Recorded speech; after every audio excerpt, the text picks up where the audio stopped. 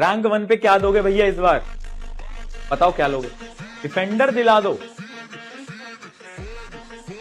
Defender दिला दो। तो दोस्तों जैसा प्रॉमिस किया था है ना? तुमने देखा था वो लाइव सेशन? अभी हम वाईएसएल की हील देके आए हैं और ये रहा डिफेंडर का। बहुत बड़ी अचीवमेंट करी है, तो इतना तो बनता था।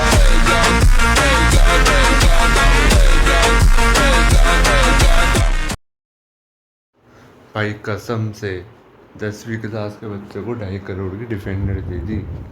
मतलब यूँ भी नहीं कि मारुति 800 से चालू करी, ऑल्टो से चालू करी, स्विफ्ट से चालू करी, वॉक्सवैगन से चालू करी, नहीं भाई, सीधा डिफेंडर दे दी 2.5 करोड़ की।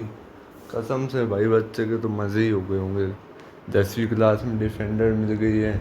यहाँ पे बहुत सारे लोग इंस्टाग्राम पर अपनी सेकंड हैंड फ़ोटो डालते हैं कार की, जो कि खटारा से किसी की यूज़ फॉर्चूनर होती है, लेकिन यहाँ पे भाई को टीचर ने ही अभी डिफेंडर दे दी।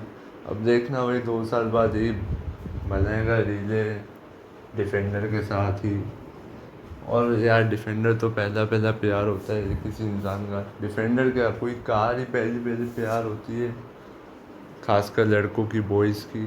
लेकिन अब जब 15-16 साल के बच्चों को डिफेंडर मिल गई यार, मतलब सोचो तुम, वो भी 10वीं टॉप करने पे। 10वीं टॉप करके लोग ये सोचते हैं कि अब मज़े मारेंगे, फिर 11वीं 12वीं में पीसीएम लेके ज़िंदगी इनके मज़े लेती है।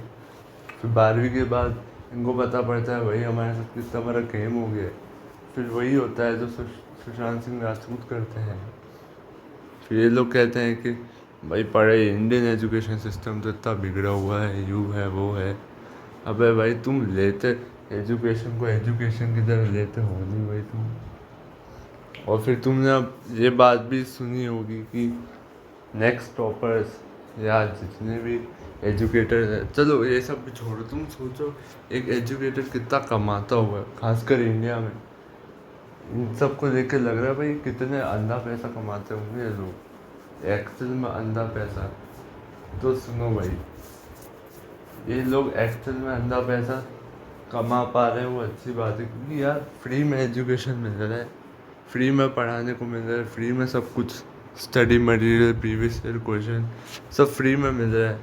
इवन देन कुछ सालों पहले किसी ने सोचा था कि हाँ यूट्यूब से पढ़ के भी बच्चे टॉप मार सकते हैं, नहीं। लेकिन अब ये यूट्यूब जब से आया तब से बहुत अच्छा हो चुका है, क्योंकि मैं खुद भाई 12वीं पास लौंडा हूँ भाई, अभी इस साल ही 12वीं पास करी, और मुझे पता है मेरे लिए यूट्यूब कितना मायने रखता है।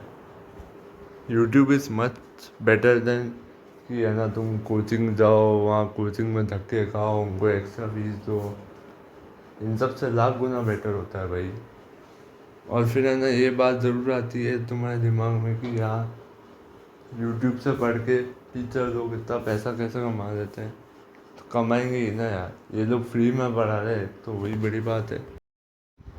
और हाँ भाई, जितने भी लोग ये सोचते हैं कि भाई यूट्यूब पे पढ़ के टॉप कर सकते हो, तो भाई उसके लिए पढ़ना भी पड़ता है। ऐसी बात नहीं कि एक रात पहले वन शॉट देख लिया, एक रात पहले सुबह 4 बजे उठ के स्ट्रीम देख लिया, ऐसे नहीं होता है भाई।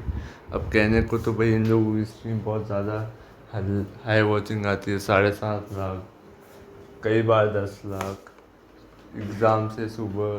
तो ये यूनिटी दिखाती है कि बच्चे सीरियस भी हैं, या बहुत सारे बच्चे तो ऐसे ही आ जाते हैं।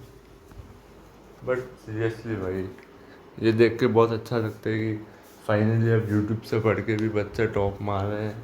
वो टाइम जा चुका है, कोचिंग या स्कूल के टीचर की गाली खानी पड़ती थी हम लोगों को, और अब बहुत खुशी भी होती है भाई।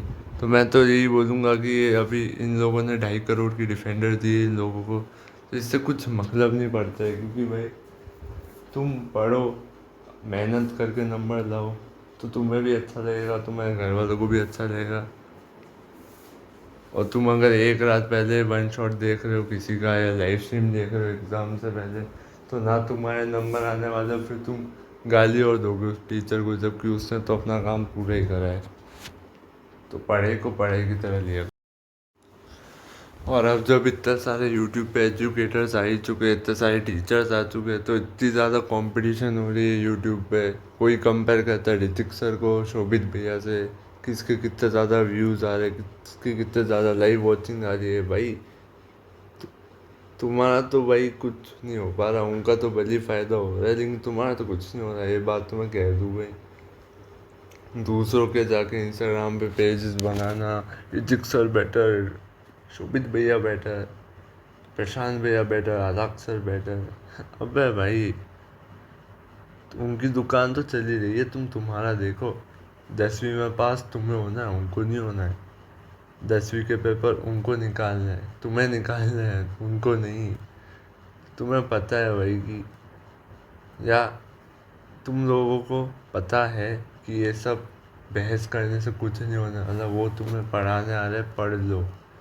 और जब इतना ज़्यादा लाइव स्ट्रीम, इतनी ज़्यादा भीड़ होती ना यूट्यूब पे, तो भाई सब लोग आते ही हैं देखने कि क्या चल रहा है क्या चीज़ है। तो उसी हिसाब से तुम पढ़ाई करो और भाई अपना करते जाओ। सेल्फ प्रिपरेशन भी होनी चाहिए यार।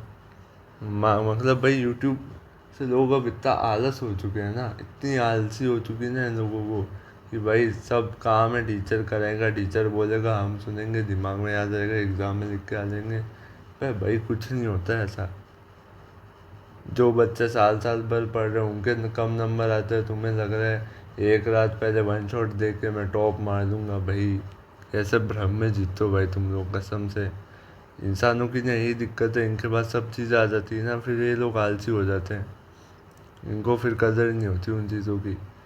अभी भी भाई कुछ लोग, मैं जानता हूँ भाई, मैं पिछले साल आई थिंक 2024 में, जब मैं मेरे बोर्ड्स थे उस साल, और उस साल एकदम नए ही थे, मतलब प्रशांत भैया ये सब पॉपुलर उस साल ही हुए थे सबसे ज़्यादा। तो मुझे याद है इंग्लिश में कोई एक ट्यूटर थी इंग्लिश एसएसटी की, तो वरना उन मैडम ने कुछ कहा नहीं था डायरेक्टली प्रशांत भैया को, लेकिन प्रशांत भैया के फ़ैन हब या फ़ैन क्लब वालों ने तो भाई उन टीचर के कमेंट सेक्शन में इतनी गालियाँ लिख दी जो कि बिल्कुल अनएक्सेप्टेबल था।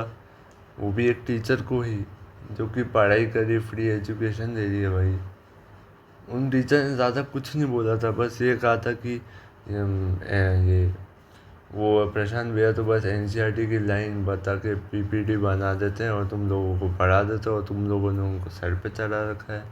नहीं भाई ऐसा नहीं होता। उससे पहले भी पिछले साल भी न्यूज़ आई थी कि कोई मंगोलिया मैम थी, उनको भी पेपर में वो की हुई चीज़ें आई थी, नहीं आई तो वापस बच्चों ने गालियाँ दी। भाई तुम लोग क्या हो भाई, एक रात पहले पढ़ के जा रहे हो, फिर सोचो भाई हम टॉप मार जाए, ऐसा थोड़ी ना होता भाई।